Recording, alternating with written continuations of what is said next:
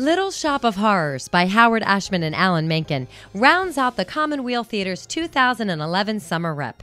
But this isn't our first visit to the fabled Skid Row flower shop.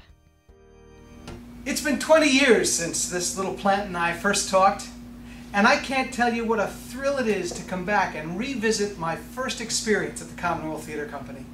Little Shop of Horrors is a delightful piece of theater, filled with clever gags, references to the 60s, fabulous music, and a man-eating plant. Who could ask for anything more? But for me, there is a little bit more. There's a deeper meaning, a context. The play represents a look at our fascination with fame, with celebrity, and the trappings of material success.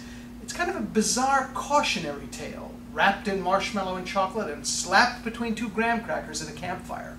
What a great way to spend a summer evening.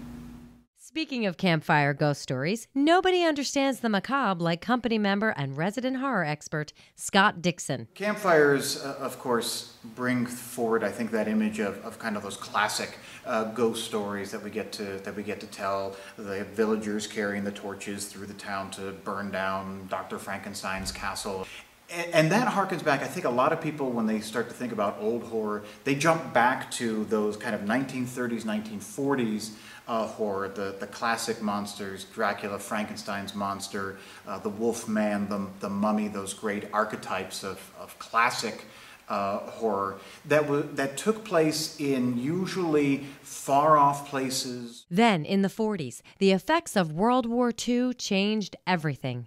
So the events of World War II then linked the countries and the civilizations of the world in our popular imagination in a way that had never been done before.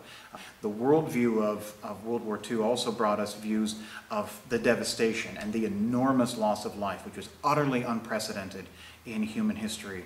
But then also the advent of the atomic bomb dropped on Nagasaki and Hiroshima, which for the first time, the human race had the capability of rendering itself extinct, and the technological advance of the A-bomb opened up a whole new Pandora's box. And so you start getting all these giant monster movies coming out. It kind of starts with Them is considered to be the big one. That's the giant ant movie.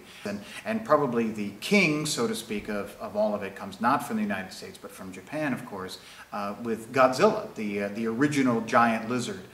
Invasion movies that represented the fear of what the communist war was going to be like. Earth versus the flying saucers, invaders from Mars, these aliens beaming down, This Island Earth, the film version of War of the Worlds. And then if the invasion wasn't going to be coming from some outer source, some kind of obvious, uniformed armies marching through the streets or a fleet of ships hovering in our sky, then it was going to be more insidious. It was going to come from within, which, of course, thanks to Joe McCarthy, became another face of the communist threat. And so you have Invasion of the Body Snatchers, you have the Mole People. And in the waning days of 1959, there was a set left over from another film that had been used, and Roger Corman got access to it for the 2 days and 1 night that remained before the set was going to be torn down, and he shot Little Shop of Horrors. And he puts kind of a campy, dark comedy spin on again, this notion of the freaks of nature. In 1981, Howard Ashman and Alan Menken spoofed the Corman movie in a lively off-Broadway musical adaptation of Little Shop of Horrors, faithfully evoking all the style and camp of the original. One of the main differences that Howard Ashman and Alan Menken made when they brought the musical that Corman didn't use, but which is also very much in keeping with that 50s tradition of horror, is that we find out that Audrey 2 is actually part of a race of invaders, of aliens from another planet who are coming to take over the planet Earth. And I, for one, would like to say welcome to our new plant overlords. And I look forward to an orderly and peaceful transition of power.